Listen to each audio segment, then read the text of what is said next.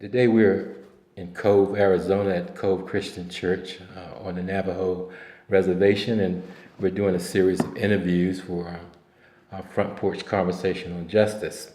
We're very fortunate to have with us today Rosieta, who is a member of Cove Christian Church and also lives here in the Cove community, somewhere in the Cove community anyway, here on the reservation. So welcome, Rosieta. Yes, thank you. Now, she seems a little nervous, but we're not going to worry about that. She'll get over that. Although this is not TV, it's going to be radio, and we're going to just have a conversation here today. So tell us about Rosieta. Okay. Hi, my name is Rosieta Begay, and I attend church here at Cove Christian Church, and I've been here for about, I would say about 8 years, maybe 7. I got saved back in 2006, and I've started attending church here ever since then. And I lived here all my life in Cove. I lived about I'm originally from the north side of where this church is at, and that's where I grew up. My mom, my dad were there, and I went to school at Cove Day School. I finished there. And then I went on to T. Snusbus, and I went to school there for 2 years. And then after that, I went into my high school years, which was Wingate. And after that, I started working in Farmington. Well, actually Gallup first. I used to work at a hotel called the Inn. I worked there for a while. And then I came back and I worked in Farmington just for a while, and then I started working at Sonic's, and I worked there for I don't know how many years, but I've been with the fast food business for quite a long time. My sister-in-law got me that job, so that's where I started my job. And after that, I just lived with my brother and my sister-in-law, and back in 1993, I got pregnant with my first daughter. And then after that, I moved back down to Shiprock with my sister, and I lived there with her for maybe about 5 years. And then I started working in Shiprock at That's Burger, which is also a fast food restaurant. Yeah. And all my life, not all my life, but I've been working there for maybe about 12 years. And then my mom got sick, so I started the home care job with my mom. And I took care of my mom all that time until the day she left. And then after that, I moved back to Cove. Over at the housing, I started another relationship, and I moved back, and I lived there for about 6 years, and then I lived in Oak Springs first, because that's where I met my second daughter, her dad, and we lived there in Oak Springs for a while. And then after that, I left that relationship because I was going through a lot with my little girl's dad. So I left, and I started, I went through depression and anxiety. So I moved back in with my mom. And then after that, my mom got sick. So we moved out to Shiprock. And while I lived in Cove, I started my second relationship. So I lived in Cove, and I lived there for maybe about 5 years, and I started having problems with that relationship, just being abused and stuff like that. So I think at that time, in 2006, that's when I started going to church, and I got saved, and then that's when I started going to church, and ever since then, I just been going to church, and I left that relationship, and that's when I moved back to my mom's. She had a house in Red Valley. So we moved back in there, just me and my youngest daughter. And my oldest daughter, she I don't know how, but she ended up with my boyfriend that I was with. So we left, and just me and my youngest daughter, we moved back to Red Valley, back into my mom's house, and ever since then, we've been there. Me, my youngest daughter, and we didn't have anything. We just started off with nothing, and then I just kept going to church. Just going to church, coming here to Cove Christian Church, and Well, let me ask you, interrupt for a second here. What caused you to start attending church? because well, I was going, like I said, I was going through a lot with my second relationship, and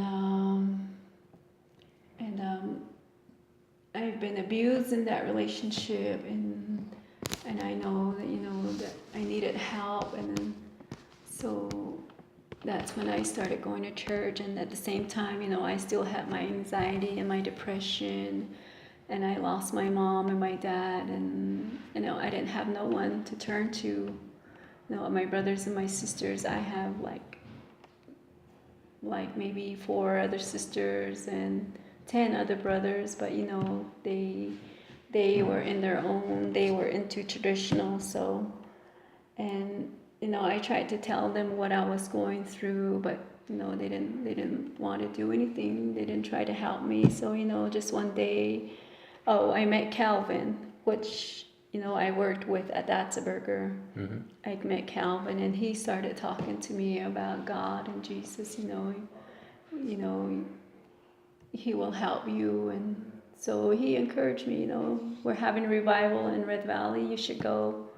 So that night I went and I attended their revival, and that's where I asked God to come into my heart, and I asked for salvation, and that was the night I got saved. And so with just everything that I was going through, and I didn't have no one to turn to or no one to talk to, so that's when I asked God, no, I need help.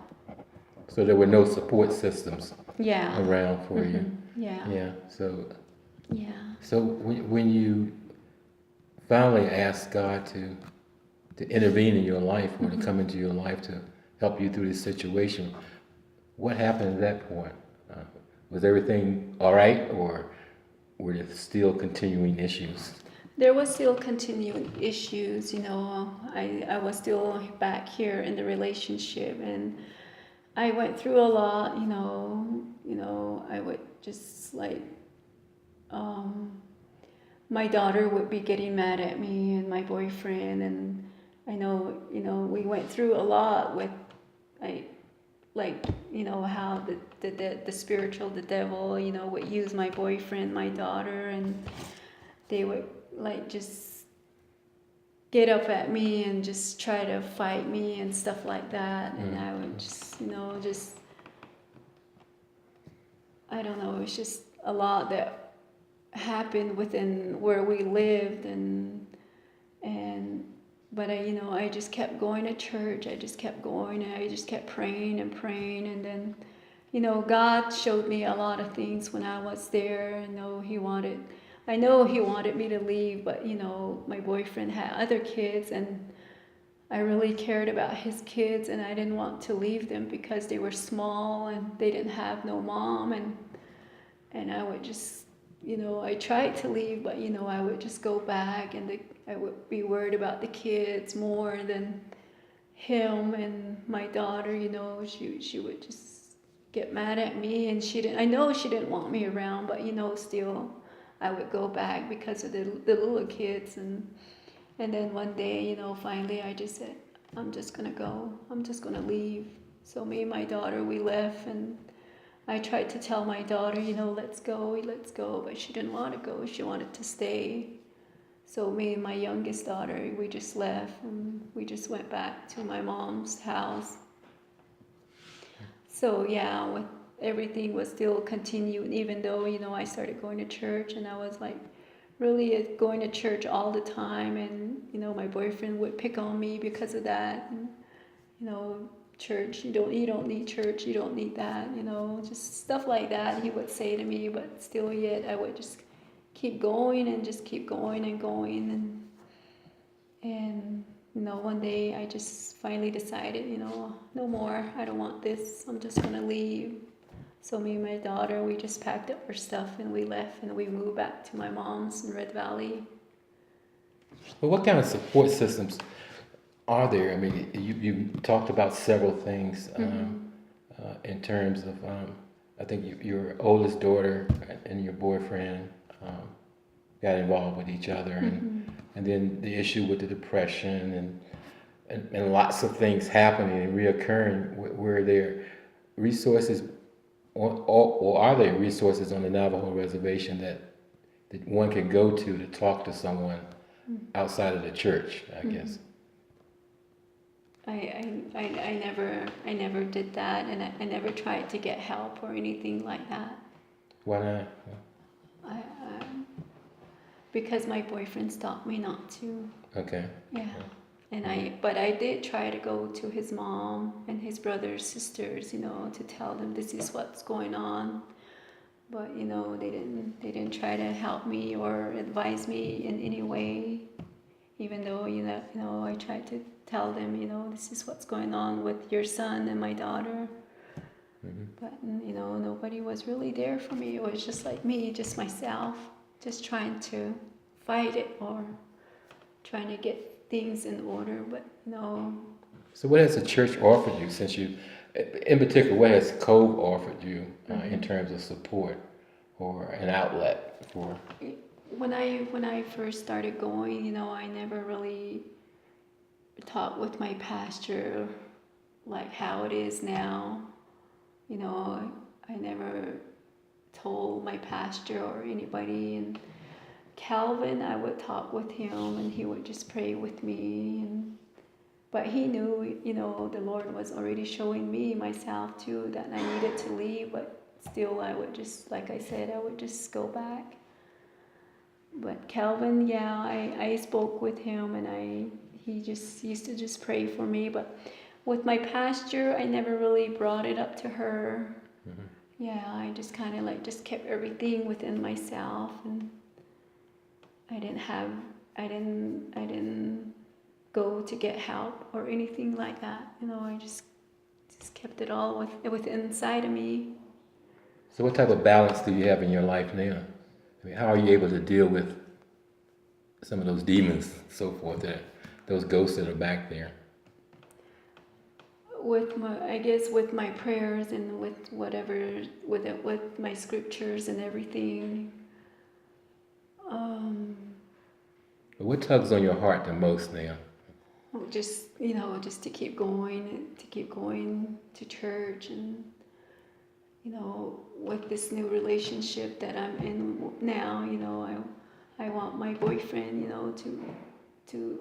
to have him understand where I'm at with God, and for him to keep going to church, to go to church. And he comes from a Christian family, his mom she really stands for the Lord, but with him it's just like back and forth. So my family, I want my family to get salvation, and my nieces, my nephews, there's a lot, with my family, like what I was saying, they're more into traditional and stuff like that, but with all my heart, that's what I want for my family, and even for my brothers, my sisters, my nieces, my nephews, to get to know the Lord, to get saved, and just a lot of things, it's on my heart all the time. Yeah. I pray to God, and I tell him, this is what I want for my brothers, my sisters, and my nieces, my nephews, and they're going through a lot with themselves, and I see them like that. But sometimes when I get a chance, I would tell them, the Lord will help you with whatever you're struggling with, with whatever you're going through. But within my family, it's just me that goes to church. And lately, my little brother got saved, and Great. Yeah. he started going to church. But as he, like I said, he was into traditional, but What do you mean by traditional? like medicine man and stuff like that, ceremonies, traditional ways. But Is there a lot of that here? Or? yeah, within the Cove area, yeah, there's a lot. And Well, how is that practiced in people's homes or out on a mountaintop or where? no, in homes, they usually do it in homes and ceremonies. Yeah, they usually do it in homes. And and my little brother, he was into that, but he even got initiated into that. But after he got saved and all that, as it went down, like maybe 6 months down the road, he got blamed, he got in trouble.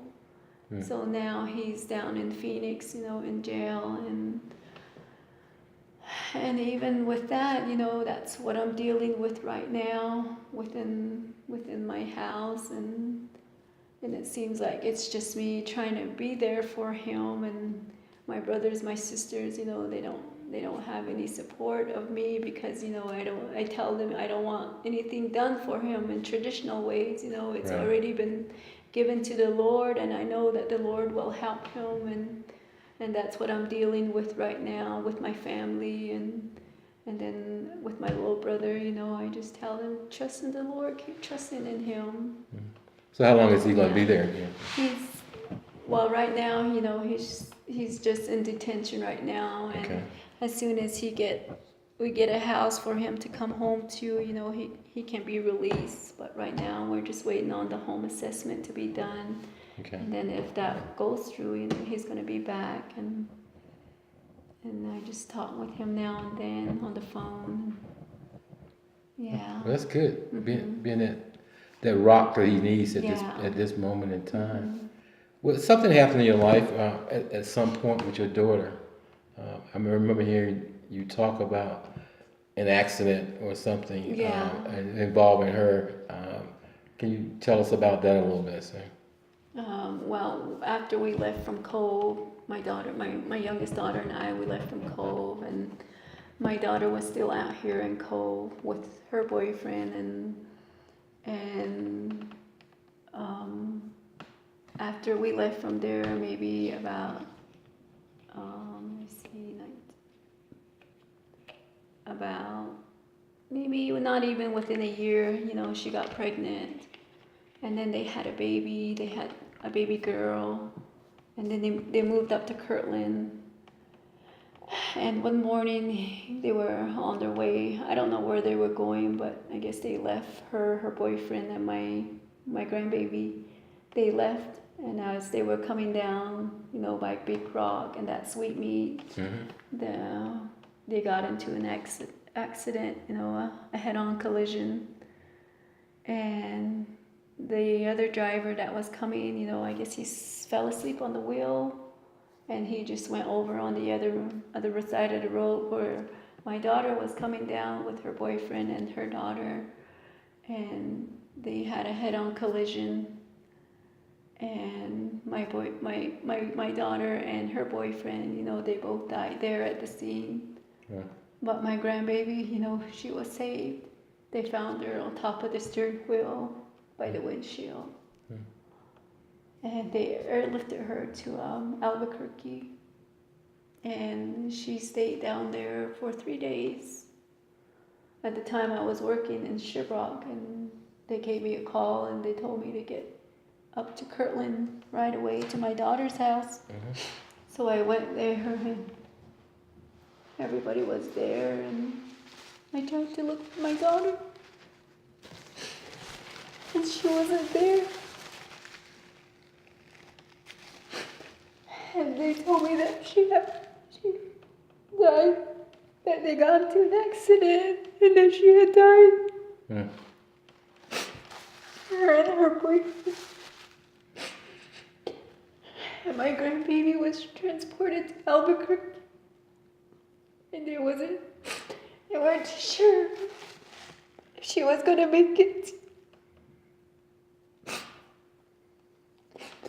So me and my niece, her boyfriend, before we left, there was a sister there that prayed for us. And she gave me a baby blanket, my grandbaby's blanket. And she told me, as soon as you get there, you wrap this blanket with her. So we left and we got to Albuquerque about midnight, and my grandbaby was there, and we walked in, and she was just lying there, and she was all swollen. She had a neck brace on, and the doctors were saying that, they don't know, if she's gonna be paralyzed because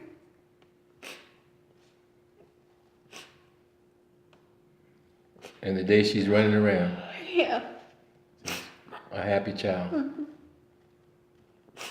So when we got there, I just wrapped her with that blanket that the lady told me to wrap. About an hour later, the doctor came back in, and he told us that, the neck brace is gonna come off because there's nothing wrong with her. She told me that you can hold her.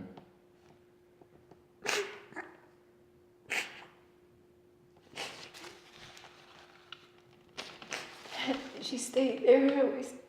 We stayed with her, and she got released Monday morning. And they told her that nothing's wrong with her. So we brought her back, and ever since then she's been with